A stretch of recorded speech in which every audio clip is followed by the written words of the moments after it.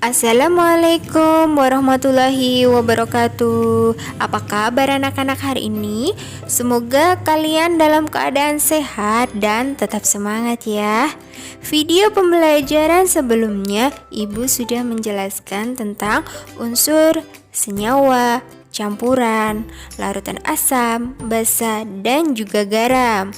Nah, video pembelajaran kali ini Ibu akan membahas tentang cara memisahkan campuran dan benda-benda yang dapat mengalami perubahan. Sebelumnya, Ibu sudah pernah menjelaskan bahwa campuran terdiri dari dua zat atau lebih. Untuk memperoleh zat murni, maka penyusun campuran harus dipisahkan. Zat-zat dalam campuran dapat dipisahkan secara fisika.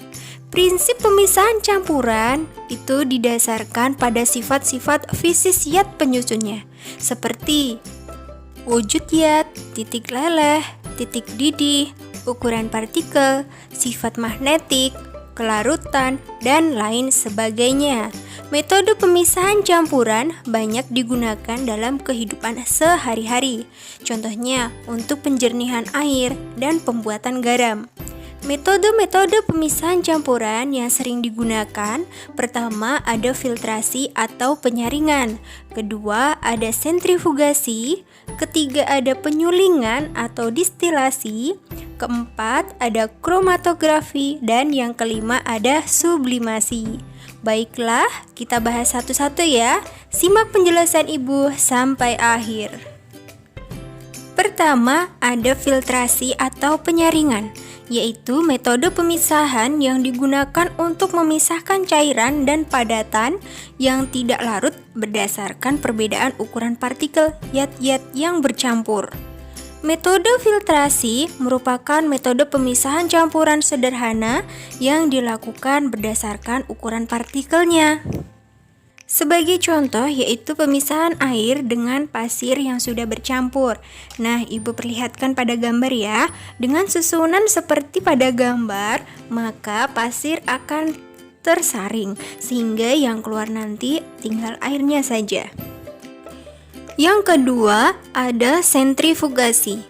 Sentrifugasi merupakan metode yang sering dilakukan sebagai pengganti filtrasi jika partikel padatan yang terdapat dalam campuran memiliki ukuran yang sangat halus dan jumlah campurannya lebih sedikit, yaitu menggunakan gaya sentrifugasi.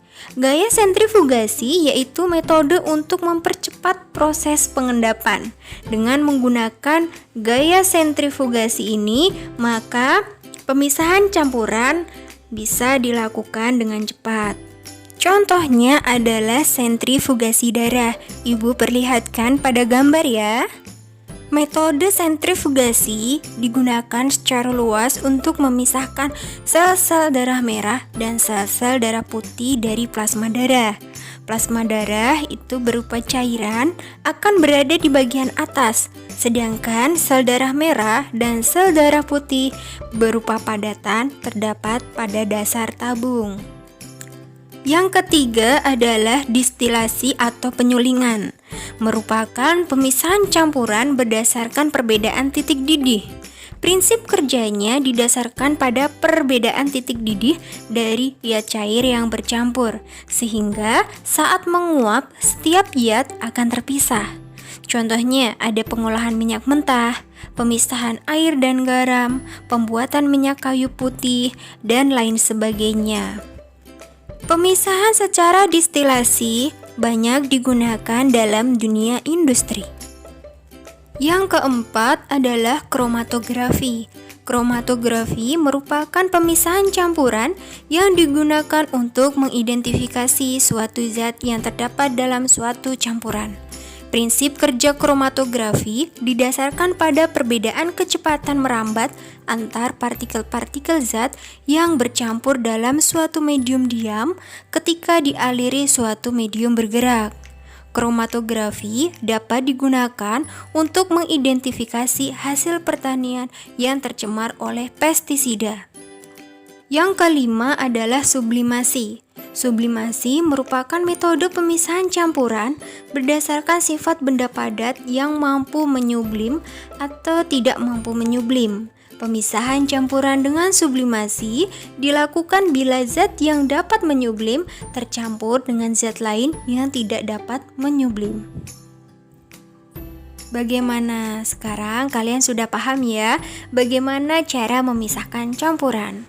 Baiklah, kita lanjutkan materi, yaitu tentang benda-benda yang dapat mengalami perubahan. Benda-benda yang dapat ditemukan dalam lingkungan sekitar itu tersusun atas materi-materi tertentu. Setiap materi memiliki sifat fisika dan sifat kimia yang berbeda-beda. Materi dengan sifat yang berbeda ini dapat mengalami perubahan. Sifat fisika merupakan sifat yang berkaitan dengan kondisi fisik suatu zat. Sifat fisika diantaranya berupa bentuk, warna, bau, kekerasan, titik didih, titik beku, titik leleh, dan lain sebagainya. Sedangkan sifat kimia merupakan sifat yang berhubungan dengan mudah atau sukarnya zat tersebut untuk bereaksi secara kimia. Baiklah, kita bahas satu-satu ya. Yang pertama adalah perubahan fisika. Perubahan fisika adalah perubahan pada zat yang tidak menghasilkan zat jenis baru. Beberapa ciri-ciri yang menunjukkan perubahan secara fisika. Pertama, tidak membentuk zat jenis baru. Yang kedua, zat yang berubah dapat kembali ke bentuk semula. Yang ketiga, hanya diikuti oleh perubahan fisik saja. Sebagai contoh, pertama, ada es batu yang meleleh atau mencair. Nah, Ibu perlihatkan pada gambar ya. Es batu meleleh, maka dia akan jadi air. Nah, di sini hanya berubah fisiknya saja, tapi jenisnya tetap sama, yaitu air. Yang kedua, beras ditumbuk menjadi tepung. Nah, kita bandingkan nih, seperti yang Ibu lihatkan dalam gambar. Beras ditumpuk menjadi tepung, jadi hanya fisiknya saja yang berubah, tapi kandungannya dan jenisnya itu masih sama. Kemudian, contoh lain, ada kayu yang dibentuk menjadi kursi atau meja. Tanah liat yang diolah menjadi genteng atau batu bata. Kemudian, contoh lain lagi ada benang yang dipintal menjadi kain. Perubahan yang kedua yaitu perubahan kimia. Perubahan kimia merupakan perubahan yang menghasilkan zat jenis baru atau sifat kimia yang berbeda dengan zat asalnya. Sebagai contoh, Ibu perlihatkan dalam video. Ibu sedang membakar kertas, maka akan menghasilkan abu arang. Abu arang merupakan hasil pembakaran. Nah, pembakaran kertas ini merupakan contoh dari perubahan kimia.